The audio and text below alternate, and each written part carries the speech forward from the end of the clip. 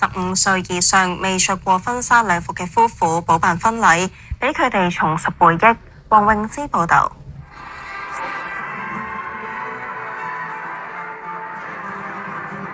執子之手，與子偕老。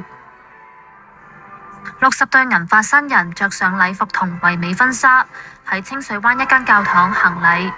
最大年紀嘅有93歲，喺機構負責人嘅帶領下，再次許下愛的諾言。一世都唔放愛嗎？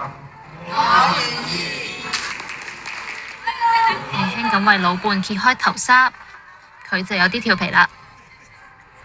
有參加者形容今次機會難得，今年轉婚嘅佢哋彌補咗多年心願。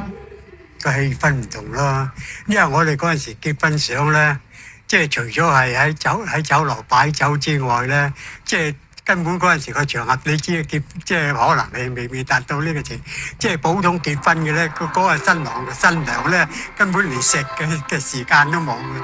但係而家呢啲氣氛咧，即係我哋可以享受。自己未試過呢啲婚禮咯，行下呢啲，自己又開下眼界，又嘗試下咁樣咯，都緊要嘅嚇，俾咁多人見證嚇，都值得紀念嘅。負責人話活動係第一次舉辦，反應良好，之後會擴大去到俾100對長者夫妻參與。因為嗰時年輕嗰時佢冇行過冇做呢樣嘢，咁希望對佢哋，我覺得佢即個愛情係值得尊重嘅，所以我就去俾佢下一個婚禮，但係佢哋希望佢哋即唔會話有啲遺憾咯，人生。呢個花球同襟花會喺活動結束之後送翻俾公公婆婆做紀念，等佢哋將呢一份回憶帶翻屋企。Now TV 記者黃詠芝報道。